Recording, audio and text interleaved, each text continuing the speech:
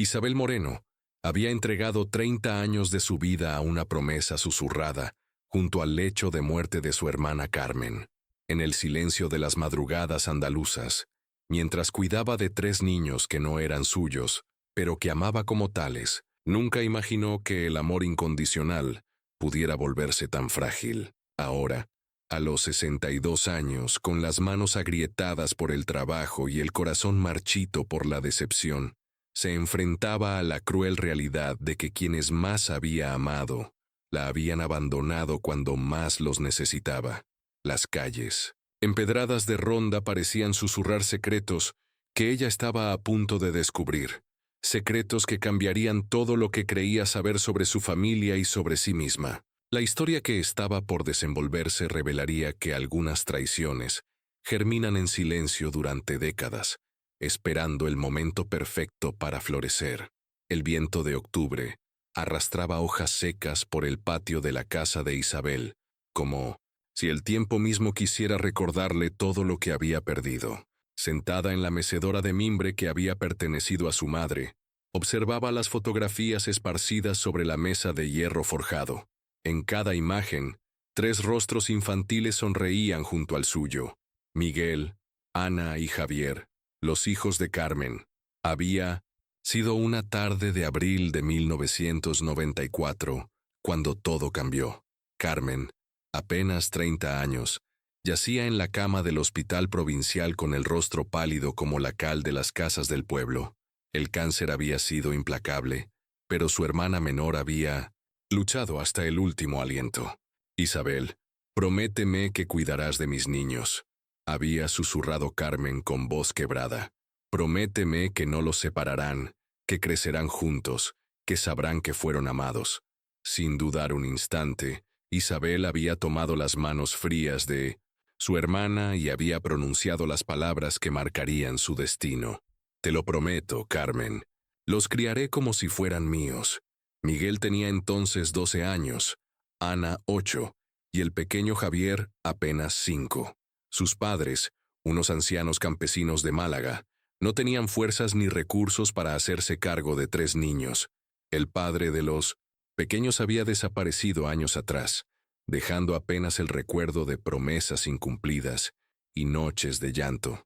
Isabel, soltera y maestra de la escuela primaria del pueblo, había transformado su modesta casa de 2 plantas en un hogar lleno de vida. Había renunciado a ofertas de trabajo en Sevilla, había rechazado pretendientes que llegaron con flores y palabras dulces, había sacrificado sus propios sueños para convertirse en la madre que aquellos niños necesitaban. Las mañanas comenzaban temprano. Isabel preparaba el desayuno mientras los niños se alistaban para la escuela, revisaba las tareas de la noche anterior, planchaba los uniformes. Por las tardes, la cocina se llenaba del aroma del gazpacho y el pescadito frito, mientras ella ayudaba con las lecciones de matemáticas y escuchaba las aventuras del día. Los fines de semana eran sagrados. Paseaban por las calles estrechas de Ronda, visitaban el Puente Nuevo, compraban churros en la Plaza del Socorro. Isabel les contaba historias de su infancia, de Carmen cuando era niña, construyendo un puente entre el pasado perdido y el presente que construían juntos. Miguel creció convirtiéndose en un joven responsable, con talento para los números y sueños de estudiar ingeniería. Ana desarrolló una pasión por la literatura y la pintura, llenando la casa de colores y poemas escritos en papeles arrugados. Javier, el Benjamín, heredó la sonrisa traviesa de su madre y un corazón tan grande como el cielo andaluz. Isabel trabajaba en la escuela durante el día y daba clases particulares por las tardes para costear los estudios de los muchachos. Sus ahorros se esfumaban en libros, uniformes, excursiones escolares y pequeños lujos que consideraba necesarios para que no se sintieran diferentes a otros niños.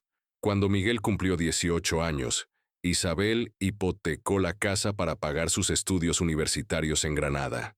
«No tienes que hacer esto por mí, tía», le había dicho el joven, pero ella había respondido con la firmeza que la caracterizaba.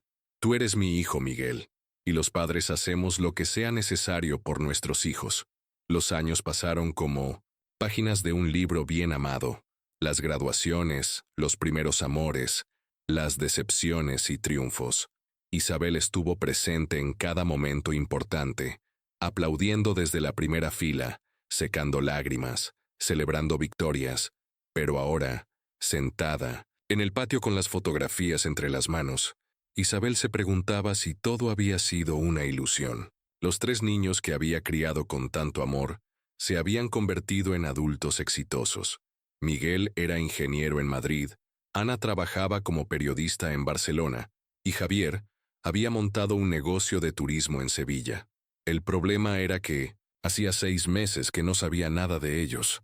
La casa que una vez había sido el epicentro de risas y conversaciones nocturnas, ahora se sentía como un mausoleo de recuerdos. Isabel caminaba por los pasillos donde todavía colgaban las fotografías de graduaciones y cumpleaños, deteniéndose frente a cada imagen, como si esperara que los rostros cobraran vida y le explicaran por qué habían desaparecido de su mundo. Todo había comenzado a cambiar sutilmente durante los últimos 2 años. Las llamadas telefónicas se habían vuelto más espaciadas y breves. Las visitas a Ronda, que antes eran regulares y llenas de alegría, se habían convertido en encuentros apresurados donde los 3 hermanos parecían estar siempre con prisa por marcharse. «Tengo mucho trabajo, tía», era la excusa constante de Miguel cuando Isabel le pedía que se quedara un día más.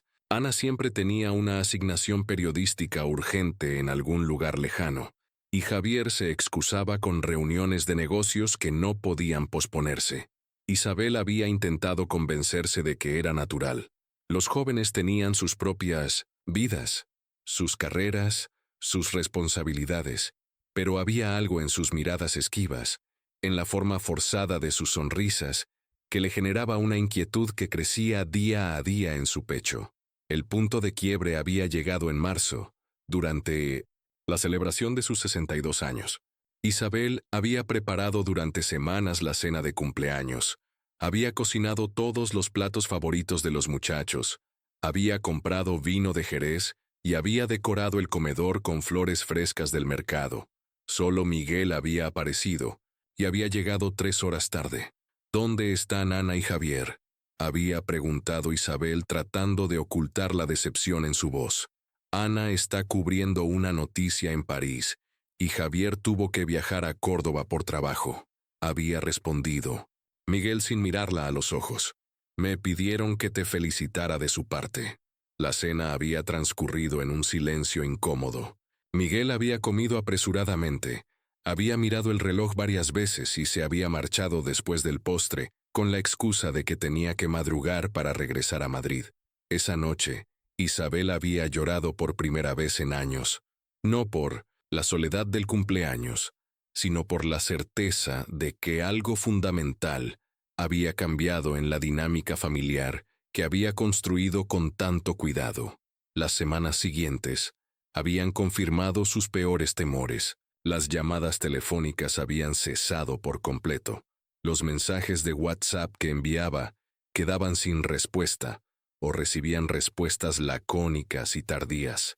Era como si los 3 jóvenes hubieran decidido borrarla gradualmente de sus vidas. Isabel había intentado contactar con cada uno por separado. Había llamado a Miguel a la oficina, pero la secretaria le decía que estaba en reuniones. Había intentado localizar a Ana en el periódico donde trabajaba, pero le habían dicho que estaba de viaje. Cuando había llamado al negocio de Javier, una voz desconocida le había dicho que no estaba disponible. La situación se había vuelto desesperante cuando Isabel había comenzado a sentir los primeros síntomas de la enfermedad, los mareos matutinos, el cansancio inexplicable, los dolores de cabeza que la despertaban en las madrugadas. El médico del pueblo le había recomendado hacer estudios más especializados en Málaga, pero Isabel se había resistido a viajar sola. Había intentado contactar a los muchachos para pedirles que la acompañaran al médico, pero sus llamadas seguían sin ser contestadas. Era como si hubieran construido un muro invisible que la mantenía alejada de sus vidas. Una mañana de septiembre, mientras regaba las plantas del patio, Isabel había tenido una revelación que la había dejado helada. Había recordado una conversación que había escuchado parcialmente durante la última visita de Ana en diciembre.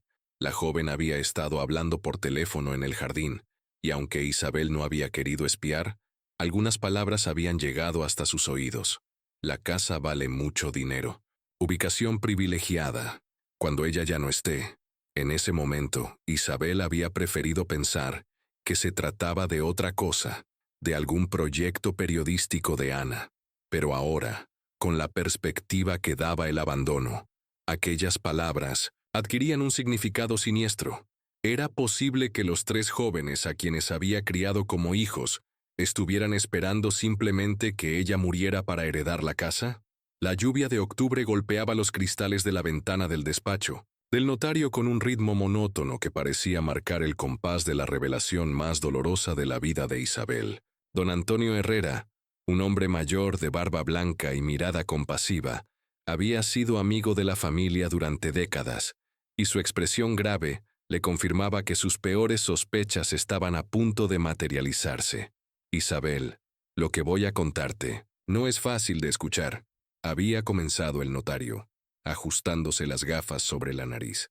Pero tienes derecho a saberlo. Los tres muchachos vinieron a verme hace 6 meses. Isabel había sentido como si el suelo se desvaneciera bajo sus pies. ¿Vinieron juntos? Sí, los tres. Me pidieron información sobre la herencia de la casa. Querían saber cuáles eran sus derechos legales cuando llegara el momento. Las palabras del notario habían caído sobre Isabel como piedras. Los jóvenes que había criado con tanto amor, no solo habían planeado su ausencia de su vida, sino que habían tomado medidas legales para asegurar su futuro económico sin ella. ¿Qué les dijiste? Había preguntado Isabel con voz temblorosa. La verdad, que legalmente, como sobrinos, tenían derechos hereditarios sobre la propiedad, pero también les recordé todo lo que habías sacrificado por ellos, todos los años que habías invertido en su crianza y educación. Don Antonio había hecho una pausa, como si las palabras siguientes le resultaran especialmente difíciles de pronunciar. Miguel me preguntó si había alguna forma de acelerar el proceso. Le expliqué que solo en caso de incapacidad mental o física certificada por un médico podrían tomar decisiones sobre tus bienes. Isabel había salido del despacho del notario con el alma hecha pedazos.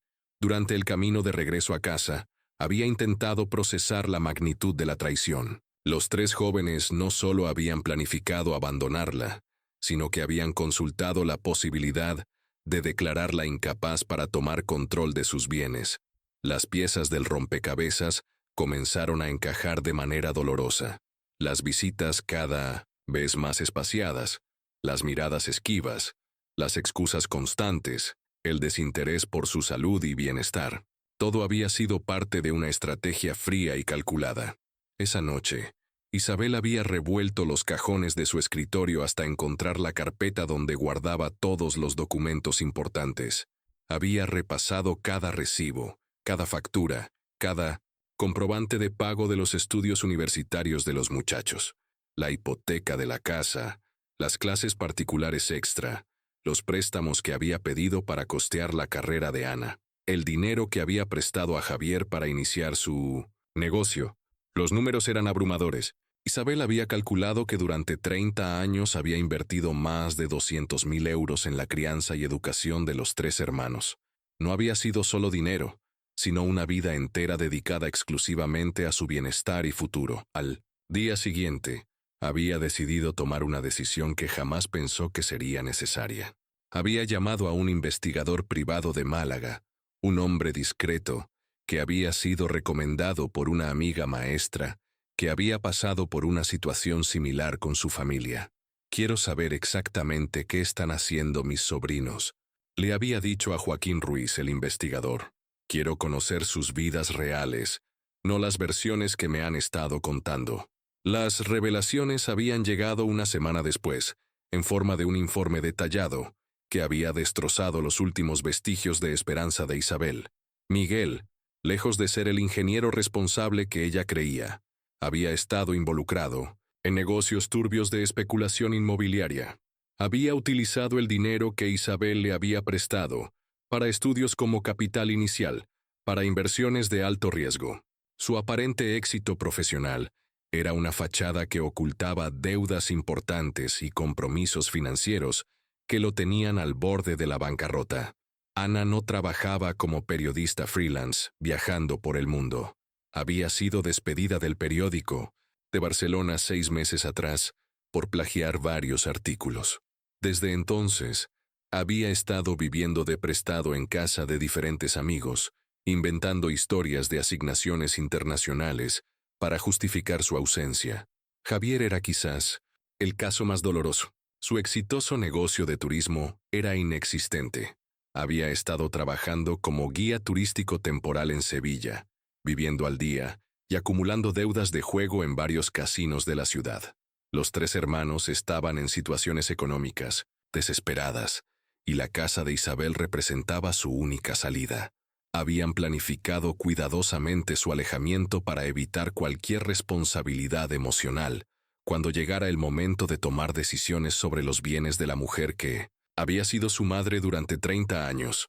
Esa noche, Isabel había llorado hasta que no le quedaron más lágrimas, pero al amanecer, algo había cambiado en su interior. La tristeza había comenzado a transformarse en una determinación férrea que no había sentido en años.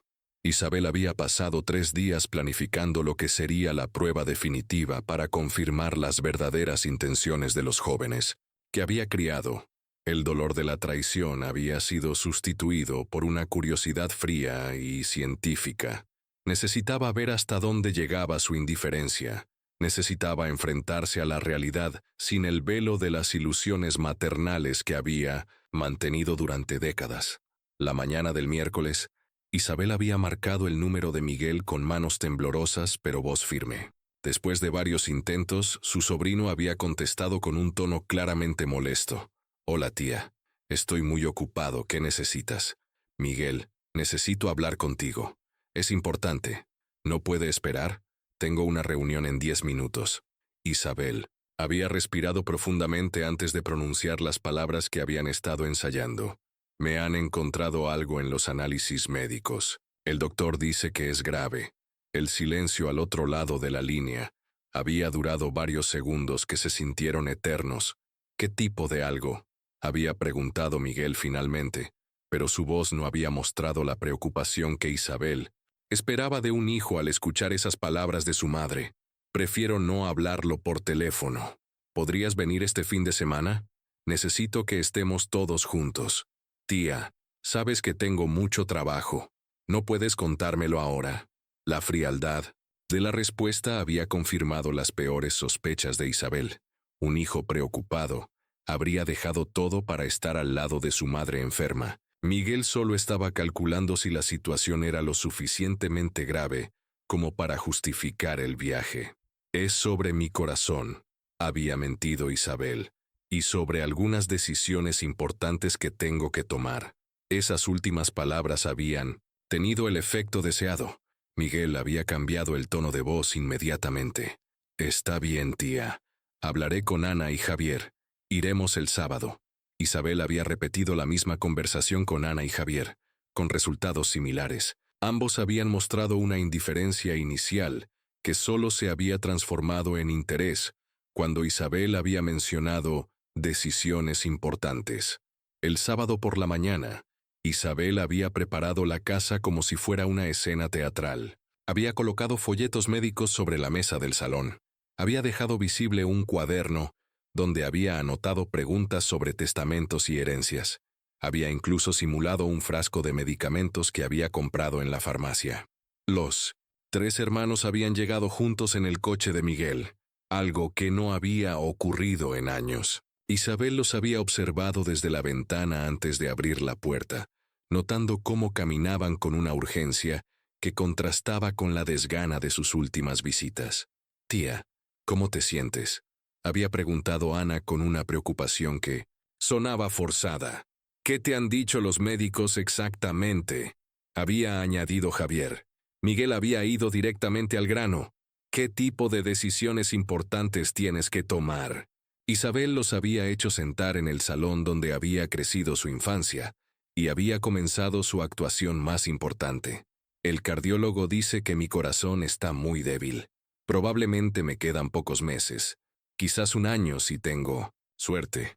Las expresiones de los tres jóvenes habían sido reveladoras. No había lágrimas, no había abrazos consoladores, no había promesas de apoyo, solo miradas calculadoras intercambiadas entre ellos. ¿Has pensado en hacer un testamento?, había preguntado Miguel con una delicadeza que no había mostrado en años. Sí, he estado pensando mucho en eso, había respondido Isabel, observando atentamente sus reacciones. He hablado con el notario. Ana había logrado simular algunas lágrimas, pero Isabel había notado que se las secaba demasiado rápidamente. Tía, no hables de esas cosas. Seguro que los médicos se equivocan, había dicho Ana, pero su voz carecía de convicción. ¿Necesitas que te ayudemos con algo?, había preguntado Javier. Papeles legales, trámites. Isabel había sentido una mezcla de asco y tristeza al darse cuenta de que los tres estaban más preocupados por los aspectos legales de su supuesta muerte que por su bienestar. Quiero que sepan que durante todos estos años he ido guardando dinero para ustedes, había mentido Isabel. Hay una cuenta de ahorros con más de 50,000 euros que quería repartir entre los tres. Las miradas de los jóvenes se habían iluminado inmediatamente. Tía, no tienes que preocuparte por eso ahora, había dicho Miguel, pero su interés era evidente. También he estado pensando en la casa, había continuado Isabel. Es demasiado grande para mí, y si me queda poco tiempo. No digas eso, había interrumpido Ana, pero Isabel había notado que no había dejado de mirar alrededor del salón, como evaluando el valor de los muebles. La conversación había continuado durante 2 horas, con los tres hermanos mostrando una atención y cariño que no habían demostrado en meses, pero que claramente tenía motivaciones económicas. Habían hablado de mudarse todos juntos para cuidarla, de turnarse para acompañarla a los médicos, de estar cerca en sus últimos meses, pero Isabel había notado que ninguno había preguntado realmente por sus síntomas, por su dolor, por sus miedos. Solo habían hablado de aspectos prácticos relacionados con su herencia. Cuando se habían marchado esa tarde, prometiendo volver pronto y mantener contacto diario, Isabel había tenido la confirmación definitiva de lo que ya sabía. Los jóvenes que había criado con tanto amor solo estaban esperando su muerte para beneficiarse económicamente de su sacrificio. Esa noche, Isabel había tomado la decisión más difícil de su vida. El amanecer del domingo había traído consigo una claridad mental que Isabel no había experimentado en meses. Sentada en su mecedora, con una taza de café entre las manos y la mirada perdida en el horizonte de Ronda, había tomado las decisiones que cambiarían no solo su futuro, sino también el de los tres jóvenes que habían traicionado su confianza. La primera llamada había sido para el notario. Don Antonio había accedido a recibirla en su despacho esa misma tarde, a pesar de ser domingo. «Quiero cambiar mi testamento», había anunciado Isabel sin preámbulos. «Y quiero que todo esté legalizado esta semana». El notario había escuchado atentamente mientras Isabel le explicaba sus nuevas disposiciones. La casa, que representaba el patrimonio más valioso, sería donada en vida a la Fundación de Ayuda a Menores Huérfanos de Andalucía. Los ahorros que había acumulado durante años de trabajo serían destinados a crear una beca de estudios para jóvenes sin recursos de la provincia de Málaga. «¿Estás segura de esta decisión, Isabel?», había preguntado don Antonio. «Es irreversible. Nunca he estado más segura de algo en mi vida», había respondido Isabel con una firmeza que la había sorprendido a ella misma. La segunda llamada había sido más difícil emocionalmente, pero necesaria. Isabel había contactado con María José, su prima de Córdoba, con quien había mantenido una relación cercana durante toda su vida, pero a quien había visto poco en los últimos años, debido a sus responsabilidades con los muchachos. «Isabel, qué alegría escucharte», había exclamado María José. «Hacía meses que no hablábamos. ¿Cómo estás?». Durante 2 horas Isabel había contado toda la historia a su prima. Las lágrimas habían fluido libremente mientras narraba 30 años de sacrificio y la traición que había descubierto. María José había escuchado sin interrumpir, ofreciendo el apoyo emocional que Isabel había necesitado desesperadamente. «Ven a vivir conmigo a Córdoba», había propuesto María José sin dudarlo un segundo. «Mi casa es grande, tengo un jardín precioso, y podríamos acompañarnos mutuamente. Nunca es tarde para empezar una nueva vida». La propuesta había resonado en el corazón de Isabel como una liberación. Por primera vez en décadas, alguien la estaba invitando a pensar en su propio bienestar, a construir una vida que fuera suya y no dedicada exclusivamente a otros. Los días siguientes habían sido un torbellino de actividad. Isabel había organizado sus pertenencias, había donado la mayor parte de los muebles a familias necesitadas del pueblo, había empacado solo lo esencial, algunas fotografías de su infancia y juventud, los libros que realmente le importaban, la ropa que necesitaría para su nueva vida. El miércoles había recibido la llamada que esperaba. Era Miguel, con voz preocupada pero que Isabel ya sabía interpretar correctamente. «Tía, ¿cómo sigues? Hemos estado muy pendientes de ti». «Muy bien, Miguel. De hecho, nunca he estado mejor. ¿Has ido al médico? ¿Qué te ha dicho sobre tu corazón?» Isabel había sonreído antes de responder. «Mi corazón está perfectamente bien, Miguel. Los análisis han salido normales». El silencio al otro lado de la línea había sido revelador. «Pero, el sábado dijiste que...» «El sábado dije muchas cosas que no eran ciertas. Era una prueba, Miguel. Una prueba que ustedes tres han fallado estrepitosamente». Isabel había escuchado cómo Miguel trataba de balbucear una explicación, pero ella había continuado con voz firme. «Sé que fueron a ver al notario hace 6 meses. Sé cuáles son sus problemas económicos reales. Sé que han estado esperando mi muerte para heredar esta casa. Y sé que el cariño que me demostraron el sábado solo apareció cuando mencioné mi supuesta enfermedad y mi testamento». Las protestas de Miguel habían sonado huecas y desesperadas.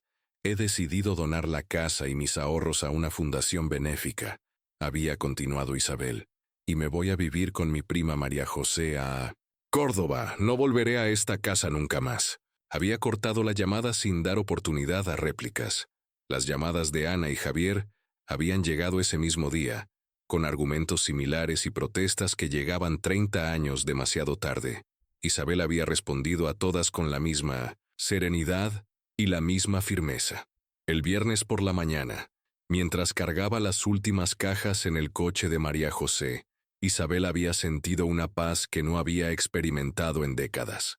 Los vecinos del pueblo habían salido a despedirse, muchos de ellos conocedores de la historia y admiradores de su decisión. «Has hecho lo correcto, Isabel», le había dicho doña Carmen, la panadera. «Esos muchachos se han portado muy mal contigo». Cuando el coche había comenzado a alejarse por las calles empedradas de Ronda, Isabel había mirado por última vez la casa donde había entregado 30 años de su vida. No había sentido nostalgia ni arrepentimiento, solo una sensación de liberación. Durante Minut's Enthusiasm, el viaje a Córdoba, María José había hablado de los planes que tenían para su nueva vida juntas. Habían pensado en viajar, en retomar aficiones abandonadas, en disfrutar de la libertad que Isabel nunca había tenido. «¿No te duele dejarlos?», había preguntado María José con delicadeza. Isabel había reflexionado antes de responder. «Me duele haber perdido 30 años criando a 3 desconocidos. Me duele haber confundido el sacrificio con el amor, pero no me duele recuperar mi dignidad y mi vida». 6 meses después, Isabel había encontrado en Córdoba algo que nunca había tenido: una vida propia. Había comenzado a dar clases de alfabetización a adultos mayores. Había retomado la pintura que había abandonado en su juventud. Había hecho amigos que la valoraban por quien era, no por lo que podía darles. Un día, mientras paseaba por los jardines del Alcázar de los Reyes Cristianos, había recibido un mensaje de WhatsApp de Ana. Era una fotografía de los 3 hermanos juntos, sonrientes, con un texto que decía: «Tía, te echamos mucho de menos. ¿Cuándo podemos ir a visitarte?». Isabel había mirado la fotografía durante un largo momento, recordando a los niños que habían sido, a la mujer que había sido ella cuando los había acogido con tanto amor. Luego había guardado el teléfono sin responder y había continuado su paseo. Algunas heridas sanan con el tiempo, pero Isabel había aprendido que algunas traiciones trascienden el perdón. Había elegido la dignidad sobre el rencor, la libertad sobre la nostalgia, y su nueva vida sobre los fantasmas del pasado. Por primera vez en décadas, Isabel Moreno vivía para sí misma, y esa sensación era más gratificante que todos los años de sacrificio que había dejado atrás.